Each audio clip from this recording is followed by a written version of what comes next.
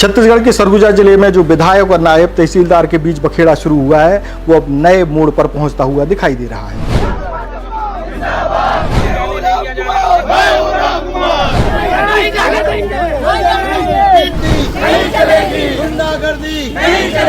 इस खबर में हम आपको ये बताएंगे कि आज क्या क्या हुआ, यानी कि विधायक पक्ष की तरफ से क्या हुआ और नायब तहसीलदार पक्ष की तरफ से क्या हुआ। मारपीट का मामला जो है, तो मारपीट का ऐसा है कि विधायक जी मुझे पूछ सकते थे, पर्सनली पूछ सकते थे कि इसमें आप साइन क्यों नहीं कर रहे हैं। हाँ, एक प्रतीकात्मक विरोध है कि जो घटना हुई वो घटना नहीं होनी चाहिए थी। हम जांच में पहले से ही सहयोग कर रहे हैं, पूरा साथ है और हम अपना गिरफ्तारी हम स्वतः ही दे रहे हैं। इसके अलावा ये भी बताएंगे कि आखिर क्या ऐसी वो क्या वजह हैं जिनके कारण विधायक जी बैकफुट पर आते हुए दिखाई दे रहे हैं। फिर से अपील करता हूं कर्मचारी अधिकारियों को काम पे लौटें, आप लोग का जो मांग है वो पूरा होगा।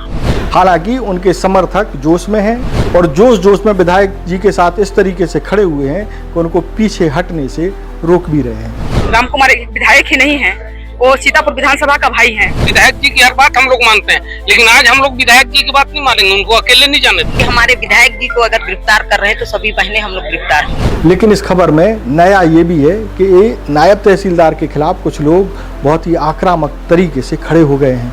उनके ऊपर गंभीर आरोप लगाए जा रहे हैं और ऐसे आरोप लगाए जा रहे हैं और जिस भाषा में आरोप लगाए जा रहे हैं उनको हम तो नहीं बोल सकते, लेकिन आपको दिखा जरूर देंगे। गिरफ्तारी तो तुषार का होना चाहिए, जो छुट्टी के दिन महिला को बुलाया, प्रोपगंडा बना के और फंसाया गया है। वो तहसीलदार बहुत बदमाश है, बहुत हरामी है। मारपीट होने नहीं दिया, वो खुद बोलता है। इसके बाद में बोलता है मेरे साथ मार, जो बचाएगा वो मार नहीं सकता और जो मारेगा वो बचाएगा नहीं। तो पूरे प्रकरण में आज क्या हुआ और पर्दे के पीछे की जो स्थितियां हैं वो भी हम आपको इस खबर में विस्तार से बताएंगे। स्पर्श मल्टी स्पेशलिटी हॉस्पिटल अब दे रहा है फुल टाइम विशेषज्ञों की देखरेख में सर्वश्रेष्ठ NICU एवं PICU की सुविधा, यानी नवजात एवं बच्चों की गंभीर बीमारियों का इलाज अब आपके अपने शहर में, साथ ही न्यूनतम दर पर हेल्थ पैकेज की सुविधा। स्पर्श मल्टी स्पेशलिटी हॉस्पिटल, एक एहसास अपनेपन का। नमस्कार, मैं हूं मयंक चतुर्वेदी और आप तीरंदाज देख रहे हैं। और छत्तीसगढ़ की जो सबसे बड़ी खबर है वो ये है कि सरगुजा जिले के जो सीतापुर विधानसभा है उसके जो विधायक हैं राम कुमार टोपू और नायब तहसीलदार राजापुर के जो नायब तहसीलदार हैं उनके बीच जो विवाद हुआ था वो अब एक नए मोड़ पर जाता हुआ दिखाई दे रहा है। हम इस खबर में आपको ये बताएंगे कि आज हुआ क्या और विधायक जी थोड़ा सा बैकफुट पर क्यों नजर आ रहे हैं, उसकी भी हम वजह बताएंगे। तो सबसे पहले बताते हैं कि आज जो है नायब तहसीलदार के पक्ष में कनिष्ठ प्रशासनिक सेवा कर्मचारी संघ जो है खड़ा हो गया। प्रदेश भर के जो है नायब तहसीलदार और संघ से जुड़े हुए जो भी लोग हैं, बता दें कि इस संगठन में नायब तहसीलदार और तहसीलदार लोग ही शामिल हैं। तो संघ से जुड़े हुए लोगों ने आज जो है एक दिन का अवकाश ले रखा था और काम नहीं किया। बहुत सारे तहसीलदार और नायब तहसीलदार आज अंबिकापुर पहुँचे। अंबिकापुर सरगुजा जिले में ही आता है, लेकिन सरगुजा जिले के सारे जो प्रशासनिक काम है वो अंबिकापुर में होते हैं। इसलिए कई बार लोगों को ये भ्रम हो जाता है कि अंबिकापुर जिला है, वास्तव में जिला सरगुजा है लेकिन मुख्यालय अंबिकापुर में है। तो आज जो है अंबिकापुर में संघ से जुड़े हुए लोग एकजुट होते हैं और वो ये मांग करते हैं कि विधायक की गिरफ्तारी हो। इसके लिए एक सभा टाइप का भी आयोजन किया जाता है और इस सभा में जो है तुषार मानिक जो हैं, जो कि नायब तहसीलदार हैं जिनके बीच विवाद हुआ है, वो भी पूरा घटनाक्रम जो है बाकी के नायब तहसीलदारों और तहसीलदारों को बताते हैं। सबसे पहले सुनवाते हैं कि तुषार मानिक ने उस जो मीटिंग है, जो संघ की मीटिंग है, उसमें क्या कुछ कहा, वो सुनवाते हैं, पर हम आगे बढ़ते हैं। हमने कलेक्टर साहब को बताया, तो इस पूरी घटना में जो वो महिला जो ये कह रही है कि मैंने उनके साथ बदतमीजी की, छेड़छाड़ की, तो मेरा कभी भी ये नहीं रहा है कि मैं किसी भी पक्षकार से, चाहे वो जनप्रतिनिधि हो या कोई आम नागरिक हो, कोई किसान हो, कि उनसे मैं बदतमीजी करूं। खासकर महिलाओं से छेड़छाड़ की बात तो सरासर बेबुनियाद है, गलत है। क्योंकि डैश में बैठने के बाद हमें सिर्फ यही है कि सामने वाले व्यक्ति का कितना जल्दी हम काम कर सकें, क्योंकि काम करना हमारे लिए समय बाध्यता है। आजकल हम काम नहीं करेंगे तो हमारे लिए भी ये है कि हमारा प्रकरण पेंडिंग होगा और सामने वाले को भी समय पे न्याय नहीं मिलेगा।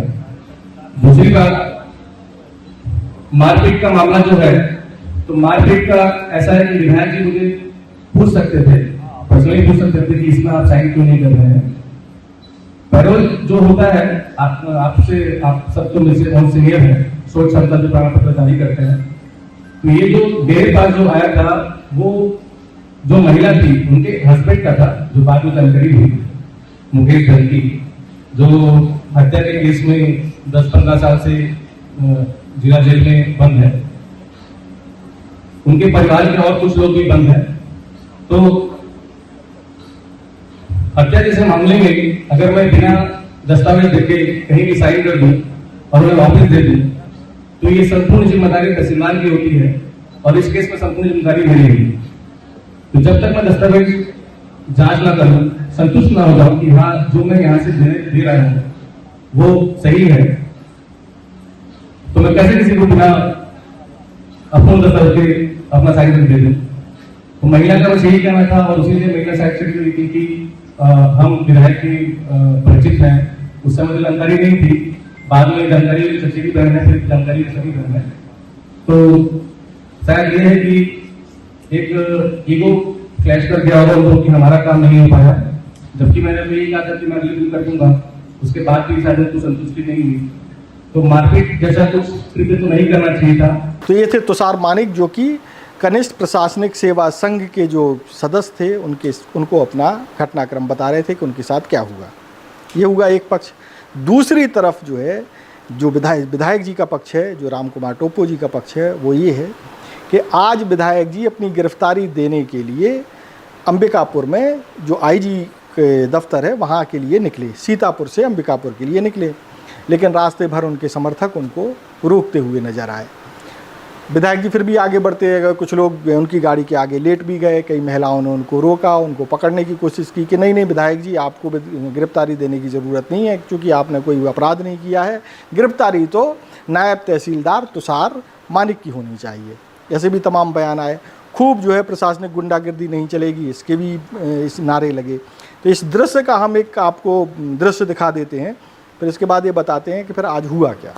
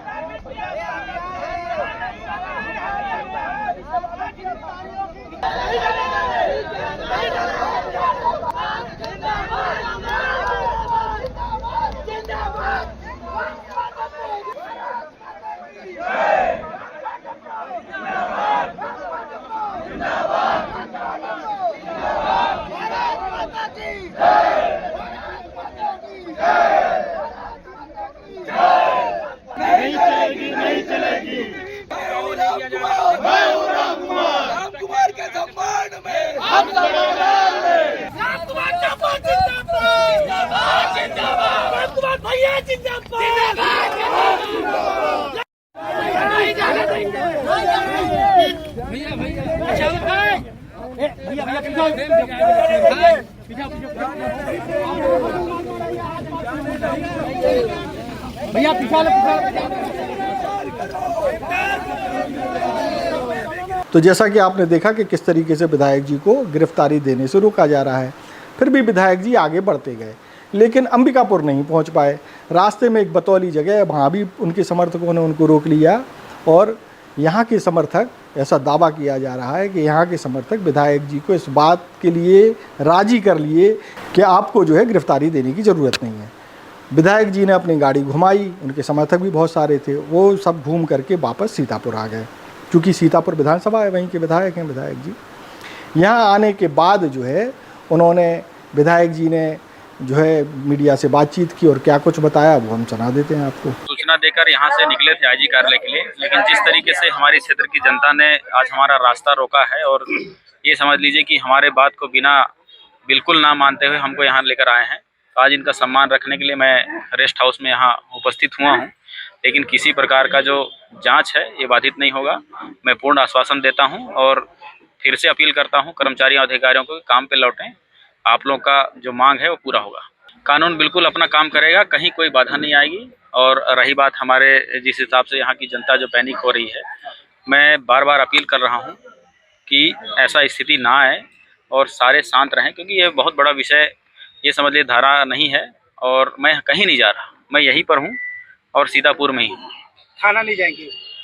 अभी फ़िलहाल इन कार्यकर्ताओं के साथ हूँ, हम आपस में बात करेंगे और जिस तरीके से पैनिक की स्थिति दिख रही है, मैं सारे से पारिवारिक रूप से अभी चर्चा करूँगा। हालांकि विधायक जी ने निकलने से पहले भी एक वीडियो जारी किया था अपने यूट्यूब चैनल पर भी उन्होंने एक वीडियो डाला था और बताया था कि वो आज आईजी कार्यालय जाएंगे और अपनी गिरफ्तारी देंगे, और मीडिया से भी बातचीत की थी।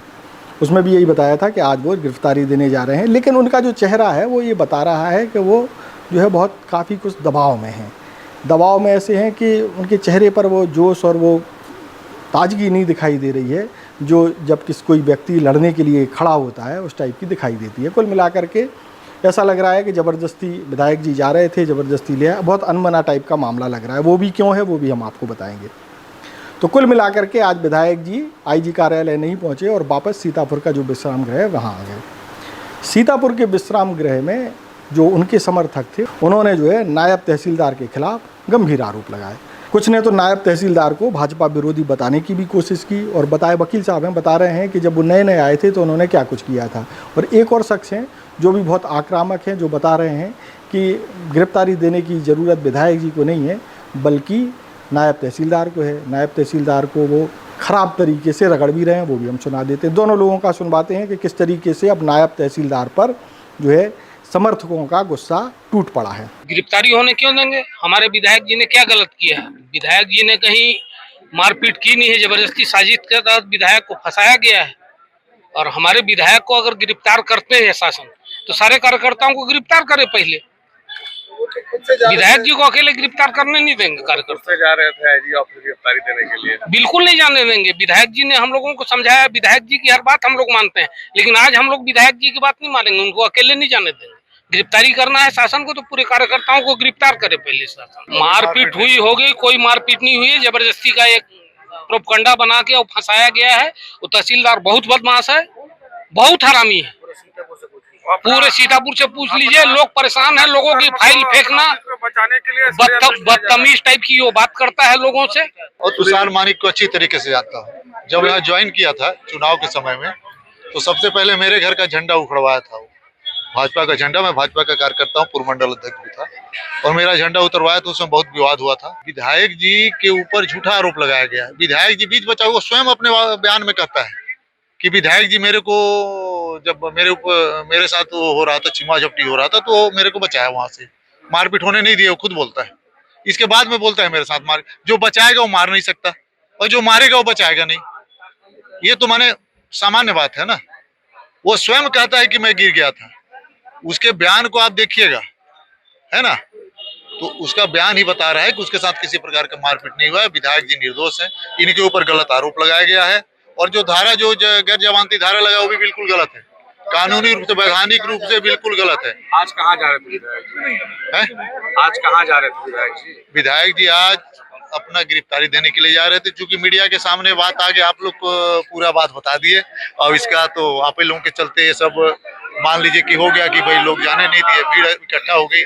भीड़ उनको चेक ली, उनको पता कैसे चल गया कि आईजी जी के यहाँ जा रहे हैं, नहीं तो इधर ही थे, विधायक जी उधर से निकल जाते। तो देखा आपने कि किस तरीके से अब नायब तहसीलदार के खिलाफ भी मोर्चा खुल चुका है। और ये मोर्चा कहाँ तक खुलता है, जब पब्लिक मोर्चा खुलती है तो निश्चित तौर पर कुछ ना कुछ तो होता ही है।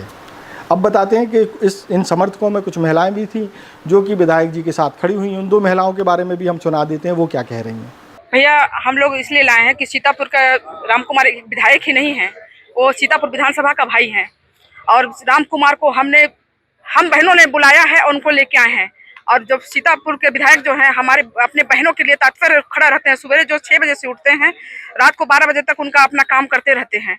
और गिरफ्तारी तो तुषार का होना चाहिए, जो छुट्टी के दिन महिला को बुलाया और उसका इस तरह से अभद्र महिलाओं के साथ चलता उसका व्यवहार ही है।